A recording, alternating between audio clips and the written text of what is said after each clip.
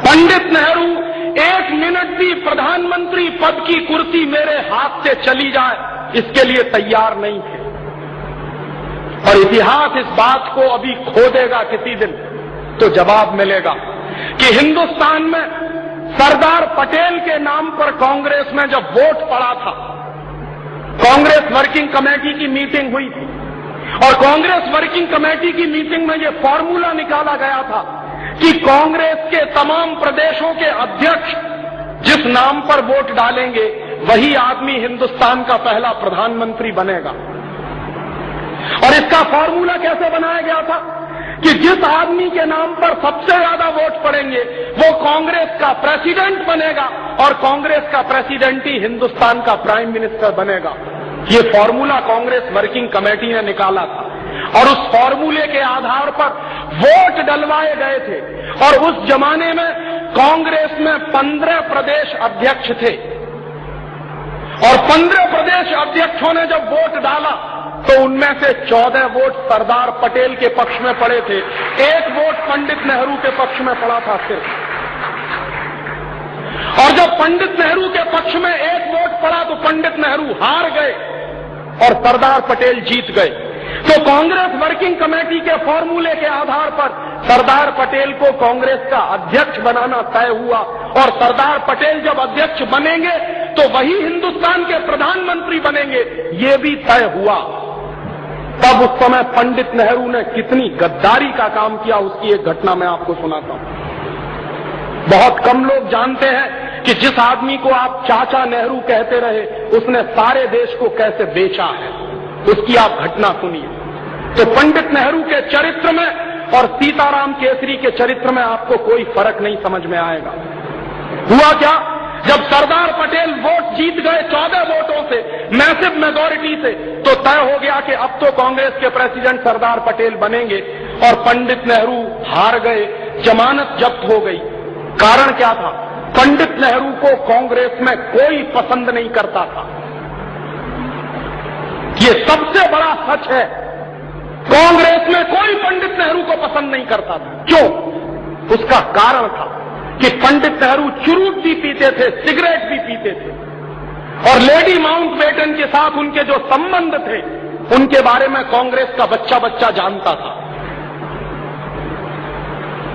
नेहरू जैसा चरित्रहीन व्यक्ति इस देश में शायद ही कोई दूसरा होगा, ये मैं कह रहा हूं।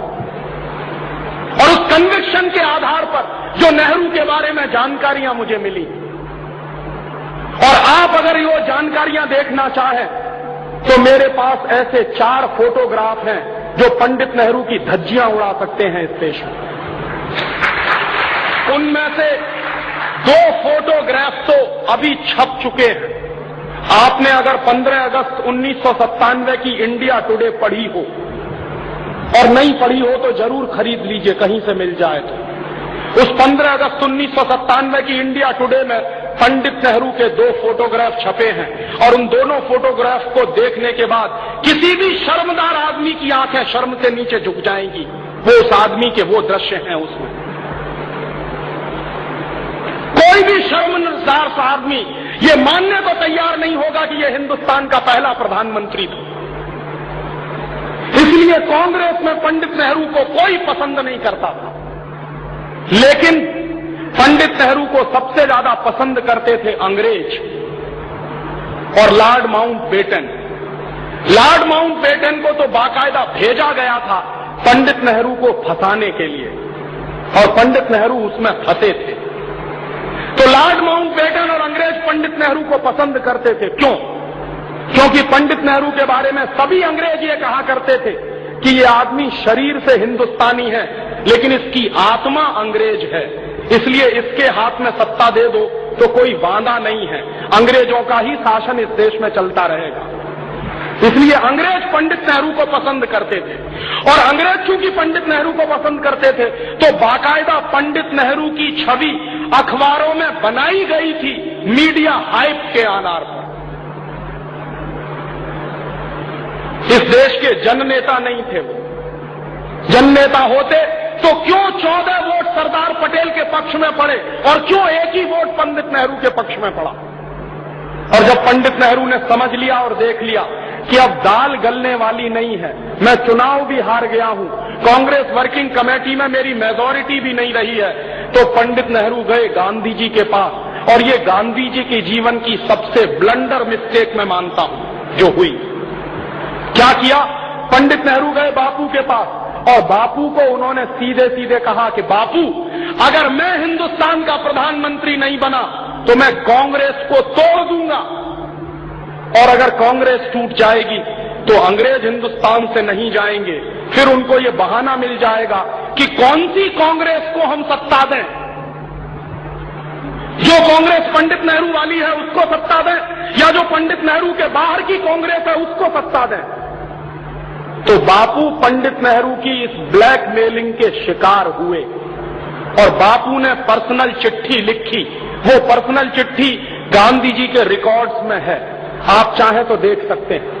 गांधी वांग्मय के 100 अंक हैं जो भारत सरकार ने छापे, और गांधी वांग्मय के 100 अंकों के जो लास्ट फेज के अंक हैं उनके आधार पर एक किताब छपी है जिसका नाम है पूर्ण आहुति, और प्यारे लाल जी ने वो किताब लिखी है। प्यारे लाल जी गांधी जी के सेक्रेटरी हुआ करते थे, तो प्यारे लाल जी ने पूर्ण आहुति में वो चिट्ठी छापी है जो गांधी जी ने पटेल को लिखी थी। क्या चिट्ठी है?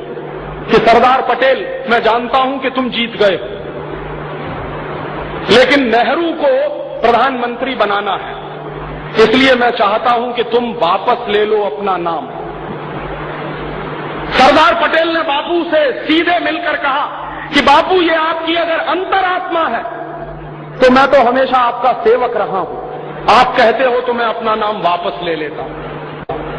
और सरदार पटेल ने इतनी दरिया दिली दिखाई, गांधी जी ने उनसे यही कहा था कि नेहरू इस समय सत्ता के मद में अंधा हो गया है और कांग्रेस को तोड़ने की बात कर रहा है, और अगर इस समय कांग्रेस टूट गई तो अंग्रेज जाएंगे नहीं, उनको बहाना मिल जाएगा कि हिंदुस्तान में हम कौन सी कांग्रेस को सत्ता सौंपें, कौन सी कांग्रेस को ना दें। इसलिए अंग्रेजों को ये बहाना ना मिलने पाए, कांग्रेस ना टूटने पाए, तो मैं तुमसे अनुरोध कर रहा हूं कि तुम तुम्हारा नाम वापस ले लो। तब सरदार पटेल ने अपना नाम वापस लिया और इस तरह पंडित नेहरू हिंदुस्तान के प्रधानमंत्री बने। किस तरह की चालबाजी से हिंदुस्तान का पहला प्रधानमंत्री अपने पद तक पहुंचा, आप सोचिए जरा।